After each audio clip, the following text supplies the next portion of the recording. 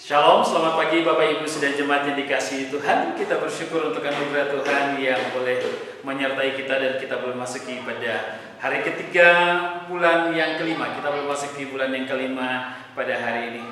Dan hari ini kita bersyukur kita dapat bersekutu bersama-sama dalam beribadah kita, walaupun ibadah kita masih kita lakukan di rumah kita masing-masing, tapi percayalah Allah hadir dan Allah melawat Bapak Ibu Saudara sekalian. Saudara-saudara, sebelum kita membaca dan merenungkan kebenaran firman Tuhan, mari kita berdoa.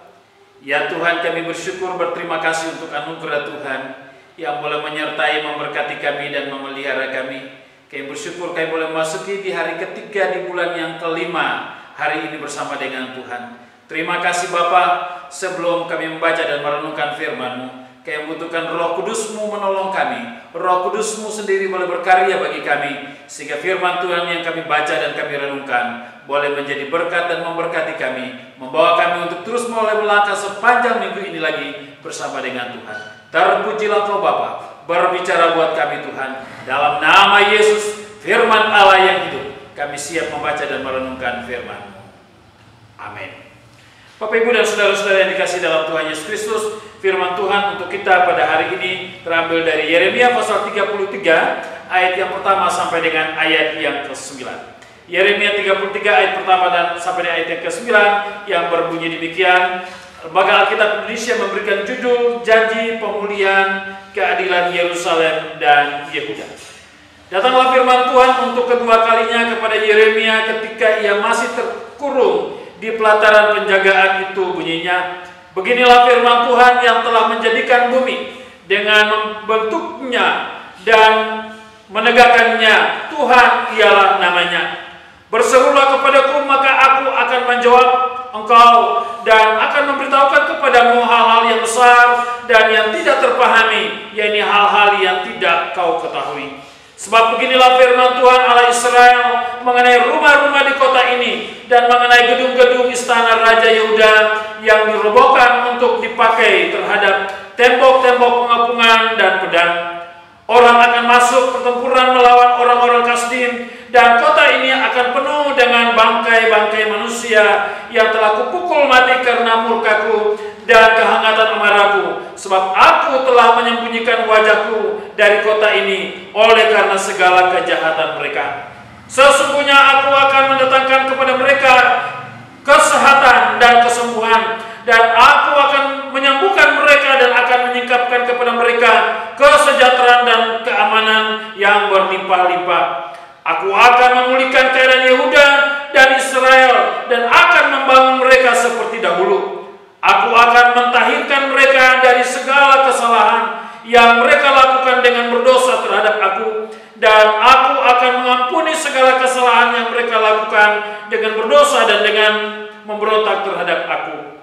Dan kota ini akan menjadi pokok kegirangan, ternama, terpuji dan terhormat bagiku di depan segala bangsa di bumi yang telah mendengar tentang segala kebajikan yang kulakukan kepadanya.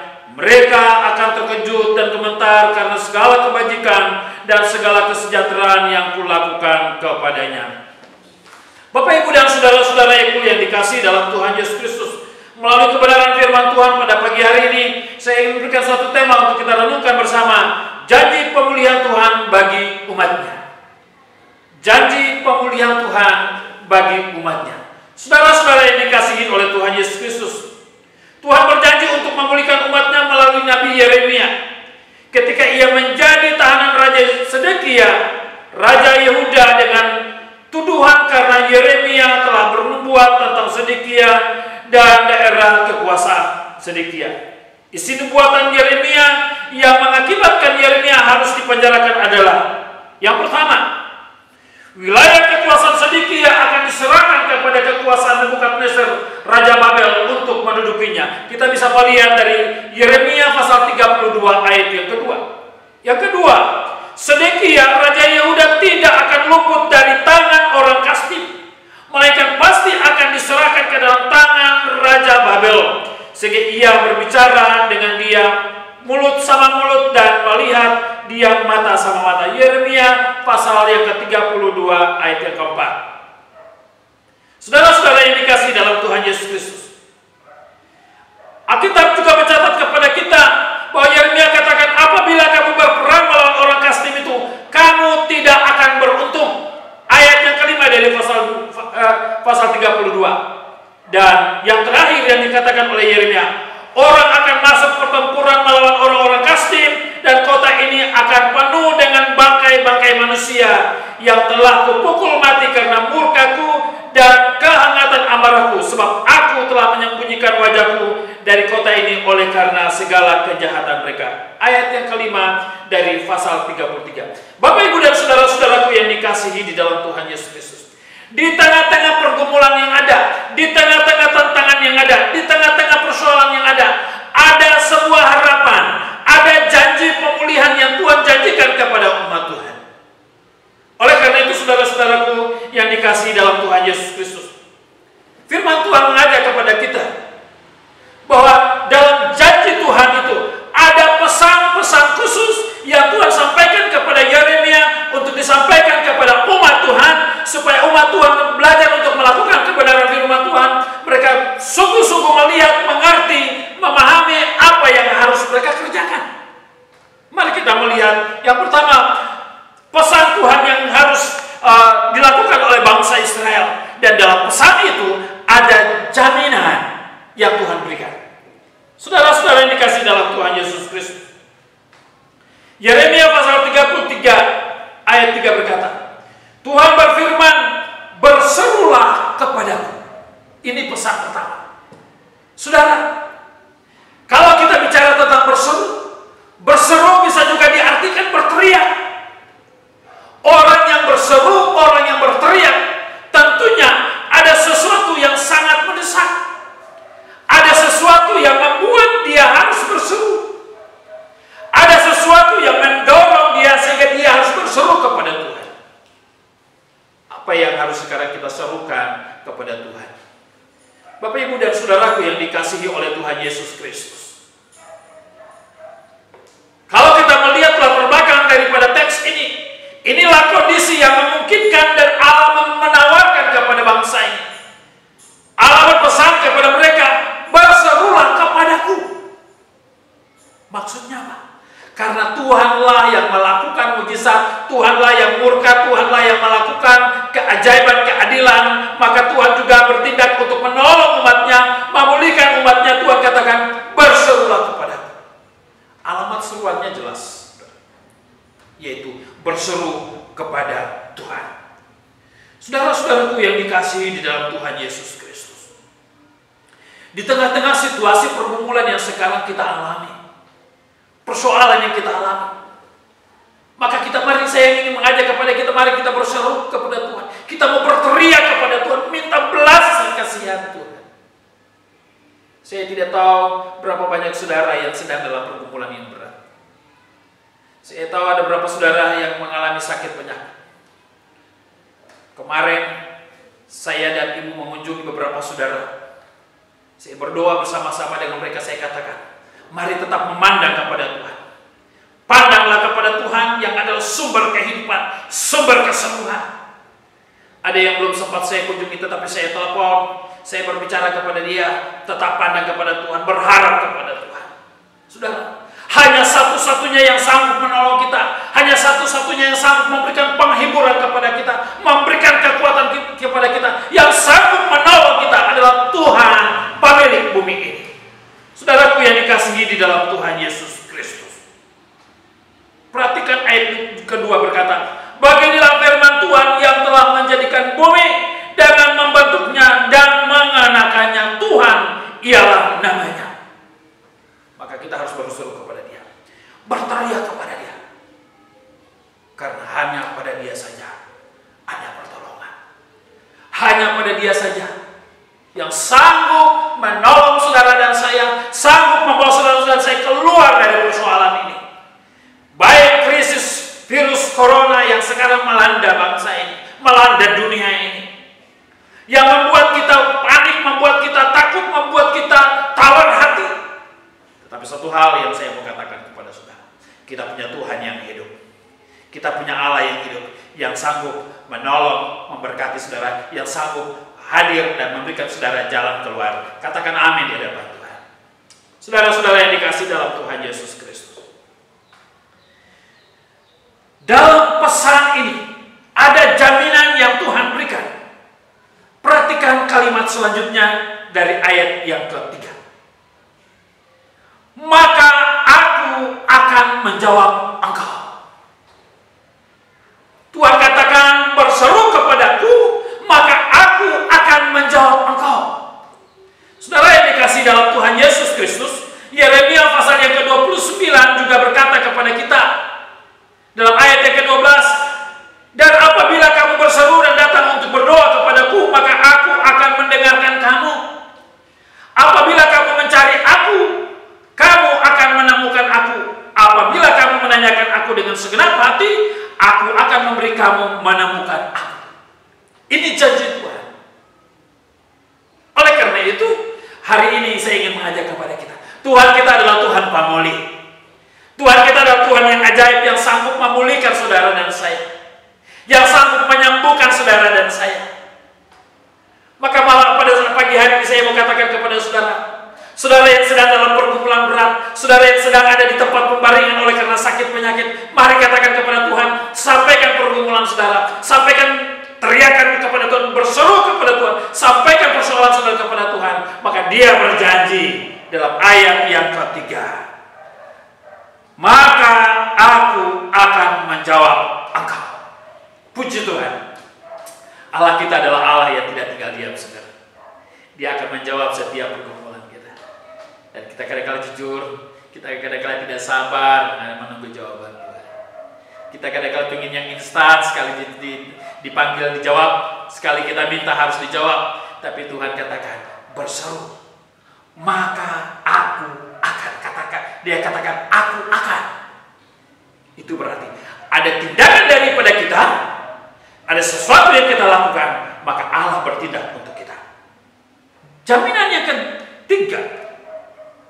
kedua yang diungkapkan pada ayat yang ketiga, Dia tidak saja hanya menjawab kita, tetapi Dia katakan, dan akan memberitahukan kepadamu hal-hal yang besar dan yang tidak terpahami, yaitu hal-hal yang tidak kau ketahui.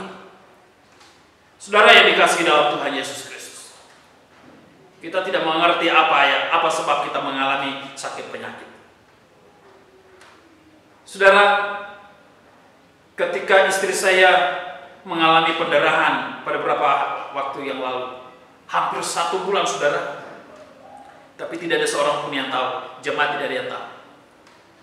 Saya bergumul, saya katakan, Tuhan, saya hamba-Mu. Tuhan izinkan istri saya harus tergeletak di tempat pembaringan, mengalami pendarahan kurang lebih 1 bulan. Saudara, baru beberapa hari yang lalu pendarahan itu stop. Pertanyaannya, bukankah Tuhan tidak tahu saya ini hambanya? Bukankah Tuhan tidak tahu saya ini pendeta? Bukankah Tuhan tidak tahu saya sedang melayani orang lain?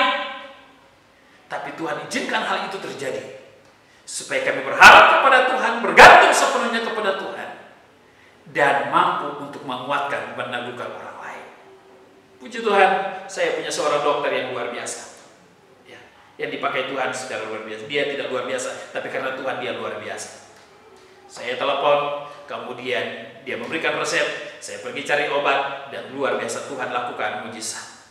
Maka saya mau katakan kepada kita, ketika kita berseru kepada Tuhan, Tuhan akan menjawab kepada kita, dan Tuhan menyuruh kita untuk melakukan langkah-langkah untuk mengalami proses itu. Saudara, jika saudara punya iman yang cukup, mungkin saudara tidak akan berkata, saya tidak perlu ke dokter. Tapi harus punya iman yang benar-benar, iman yang berdasarkan kepada kebenaran Alkitab. Oleh karena itu, saudara, Alkitab katakan, ketika engkau berseru, Dia akan memberitahukan kepada kita, Dia akan menyampaikan kepada saudara apa yang tidak kita pahami, apa yang kita tidak tahu.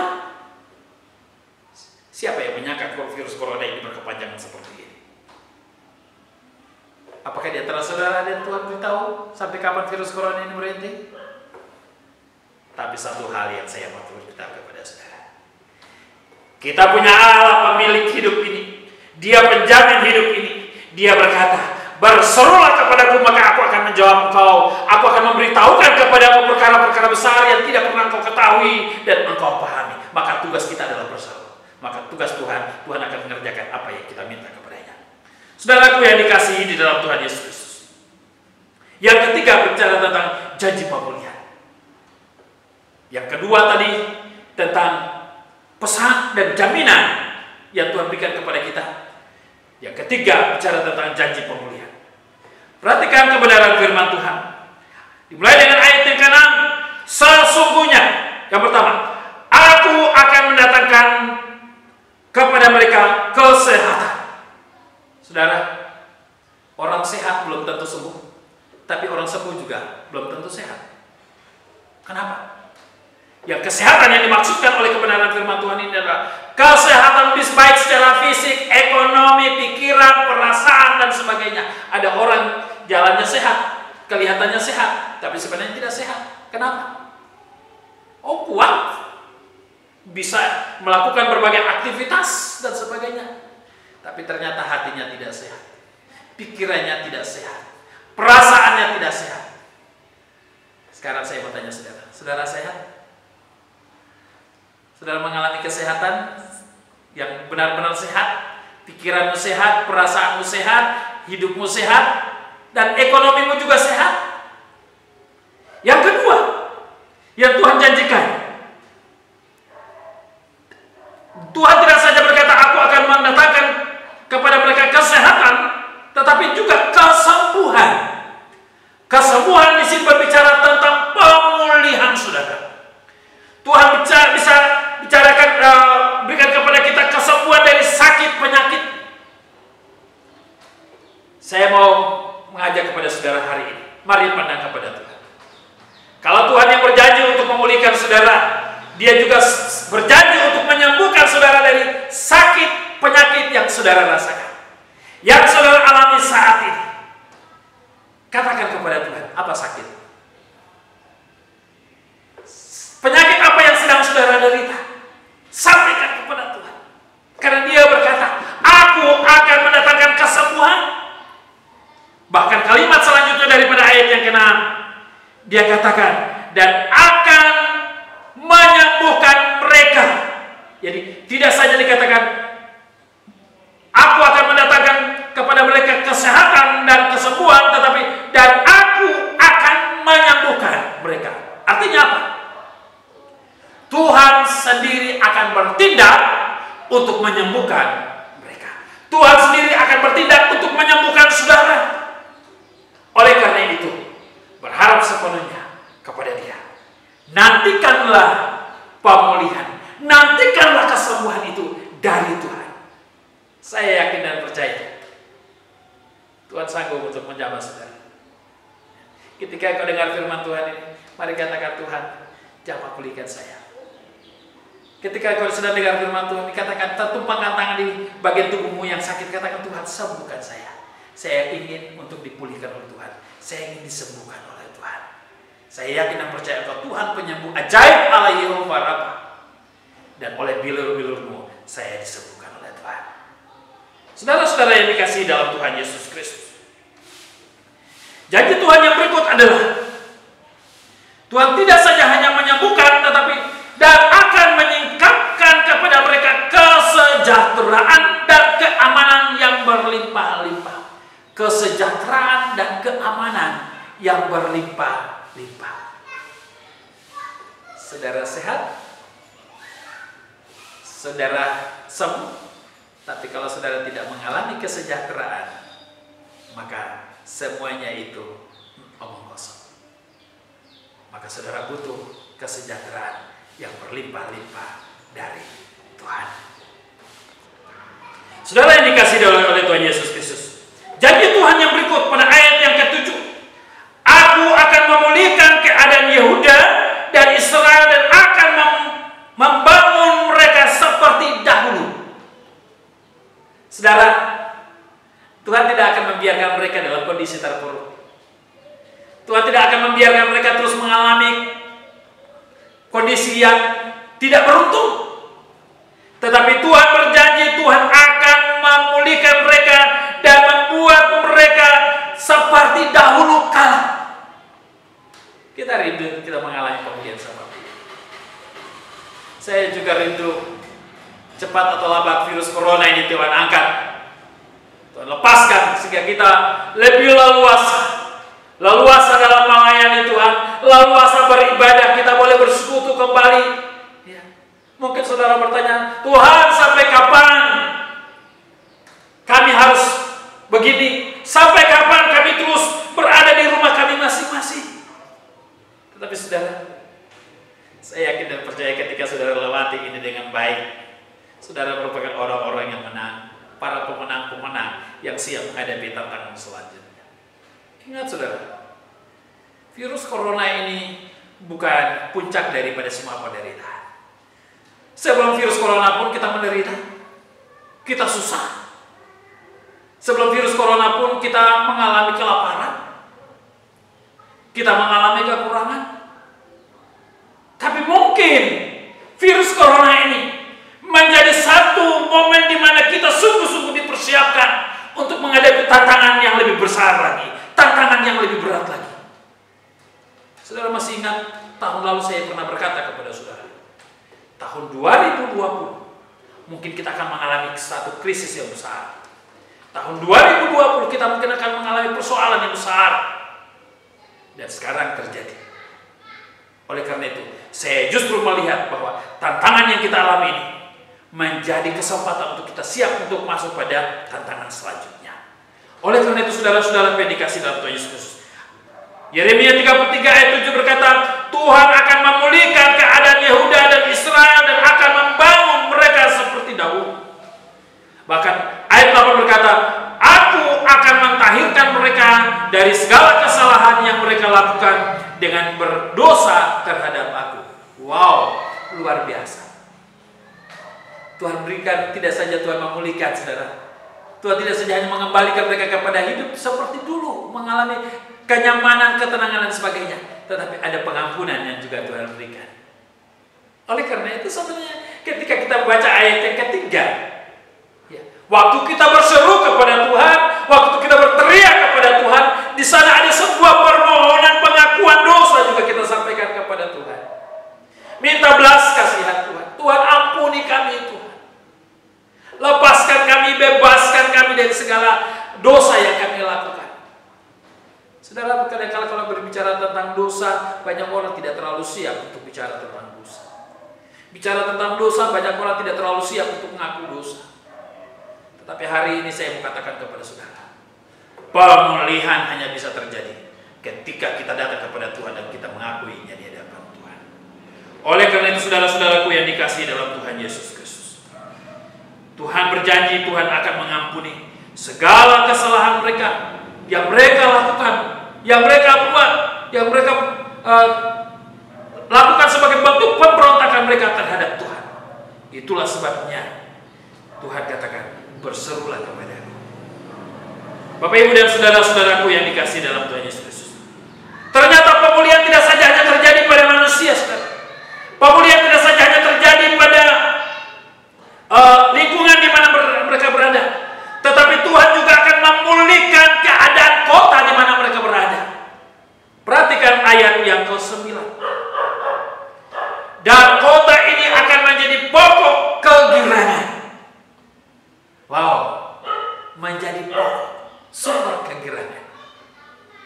Maka saya mau katakan kepada saudara hari ini yang mendengarkan firman Tuhan ini, dimanapun engkau berada, maka engkau punya hak untuk berdoa untuk kotamu. Kemanapun nanti engkau pergi, di mana engkau tinggal, berdoa untuk kotamu, karena kesejahteraan kota itu adalah kesejahteraanmu juga. Dan Alkitab mencatat kepada kita hari ini dalam ayat yang ke-9, dan kota ini akan menjadi pokok kegirangan. Yang kedua, tidak saja menjadi pokok kegirangan, tetapi ternama. Wow, Tuhan menjanjikan sesuatu yang luar biasa. Maka doa kita melalui virus corona ini, orang akan melihat bangsa kita, orang melihat bangsa Indonesia, orang akan berkata, wow, ada sesuatu yang terjadi di bangsa dan negara ini. Kenapa? Karena semua orang berdoa, berseru kepada Tuhan, minta belas kasihan Tuhan dan minta pengampunan dari Tuhan. Termasuk saudara hari ini. Mari melalui peristiwa ini, berdoa di hadapan Tuhan. Saya rindu setiap pribadi yang mendengar firman Tuhan ini, keluargamu menjadi keluarga yang mendatangkan kegirangan buat orang lain. Jangan jadikan keluargamu menjadi keluarga yang mendatangkan kesusahan buat orang lain. Ternama, kemudian terpuji. Ya, orang akan angkat jempol. Ya, kita bersyukur untuk anugerah Tuhan. Berbagai langkah yang sudah dilakukan oleh pemerintah untuk kita, baik presiden kita, bahkan juga sampai kepada pemerintah di tingkat kota, provinsi dan sebagainya. Semuanya dilakukan demi apa? Untuk kita, untuk kebaikan kita, untuk bangsa kita, untuk lingkungan kita. Tujuannya adalah apa? Supaya orang lain melihat, wow, di kota ini ada sesuatu yang lain.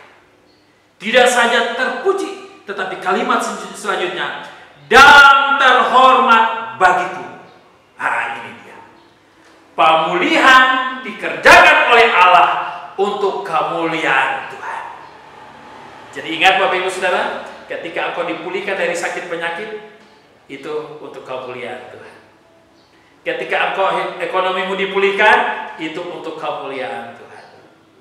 Ketika keluargamu dipulihkan, itu untuk hormat kemuliaan nama Tuhan. Oleh karena itu Bapak Ibu dan Saudaraku yang dikasihi oleh Tuhan Yesus Kristus, apa yang dikatakan dalam ayat yang ke-9, dan terhormat bagiku depan segala bangsa di bumi yang telah mendengar tentang segala kebajikan yang kulakukan kepadanya. Mereka akan terkejut dan gemetar karena segala kebajikan dan segala kesejahteraan yang kulakukan kepadanya. Bapak Ibu dan Saudara yang dikasihi dalam Tuhan Yesus Kristus, melalui pemulihan yang Tuhan kerjakan, orang lain akan melihat kemuliaan Tuhan. Orang lain akan melihat kebesaran Tuhan. Oleh sebab itu, mari hari ini katakan kepada Tuhan, Tuhan, saya rindu saya dipulihkan oleh Tuhan. Tuhan, saya rindu saya disembuhkan oleh Tuhan. Tuhan, saya rindu hidup saya, keluarga saya, rumah tangga saya, kota saya dipulihkan oleh Tuhan. Sehingga orang lain melihat kemuliaan Tuhan melalui kehidupan saya. Satu pertanyaan menjadi perenungan buat kita hari ini. Sudahkah engkau berseru kepada Tuhan? Sudahkah engkau berteriak kepada Tuhan? Apa yang engkau serukan kepada Tuhan? Engkau hanya berdoa minta berkat? Pernahkah engkau berdoa dan ngaku dosamu di hadapan Tuhan supaya Tuhan segera memulihkan hidupmu? Saudara, inilah waktunya. Inilah saatnya. Waktu di mana kita berdiam diri di rumah, waktu di mana kita beribadah dengan keluarga kita di rumah, inilah saatnya kita mau berteriak kepada Tuhan. Para suami, engkau menjadi imam yang akan memimpin keluargamu di hadapan Tuhan. Para istri, engkau akan menjadi pendoa syafaat bagi keluargamu. Sampaikan kepada Tuhan, Tuhan, inilah kami. Jadikanlah kami menjadi hormat kemuliaan bagi nama. Biarlah melalui firman Tuhan pada hari ini, saudara dan saya melihat lagi apa yang Tuhan mau kerjakan kepada kita. Ingat, firman Tuhan berkata, Tuhanlah pemulih kita. Dia berjanji untuk memulihkan saudara dan saya. Dia berjanji untuk menyembuhkan saudara. Dia berjanji untuk memulihkan ekonomimu. Dia berjanji untuk memulihkan dan memberkati rumah tanggamu. Kata kuncinya, kalimat kuncinya adalah berserulah kepadanya, maka ia akan menjawab engkau. Tuhan memberkati kita sekalian dengan kebenaran firman Tuhan pada hari ini. Amin. Mari kita berdoa. Ya Tuhan, kami bersyukur dan berterima kasih untuk kebenaran firman Tuhan yang boleh kami dengar siang hari ini. Kami berdoa Tuhan memberkati kami semua. Suara hamba-Mu boleh berhenti berbicara, tapi biarlah suara Roh Kudus menerjemahkan firman Tuhan ini buat kami semua, sehingga kami dapat mempraktekkan, melakukannya ini dalam kehidupan kami masing-masing. Terima kasih Bapa, kami membutuhkan pemulihan Tuhan. Kami membutuhkan kesembuhan daripada Tuhan. Maka hamba berdoa hari ini, buat bangsa kami, buat negara kami, buat kota kami. Pulihkanlah kami Bapa Tuhan. Pulihkanlah negara kami, pulihkanlah kota kami, pulihkanlah bangsa kami, dan pulihkanlah juga kehidupan pribadi lepas pribadi. Bagi mereka yang sakit hari ini Tuhan, hamba berdoa dalam nama Yesus, sembuhkan mereka Bapa. Segala sakit penyakit dalam nama Yesus kami lepaskan itu. Aku Tuhan penyembuh ajaib, Allah Yehova Rafa. Dan 1 Petrus pasal 24, oleh bilur-bilurmu mereka yang sakit sudah disembuhkan oleh Tuhan. Terima kasih Bapa di surga. Terpujilah Kau Tuhan Yesus. Kami berdoa terus memberkati semua para medis, para dokter yang sedang berjuang berada pada garda terdepan dalam memerangi virus corona ini. Kami berdoa Tuhan menolong mereka, kuatkan mereka, teguhkan mereka, mampukan mereka untuk menjalani tugas dan tanggung jawab ini. Terima kasih Bapa. Terpujilah Kau Tuhan Yesus. Ini doa kami dalam nama Tuhan Yesus. Kami berdoa dan mengucap syukur kepada Bapa di surga. Amin. Tuhan memberkati Bapak Ibu Saudara-saudara sekalian.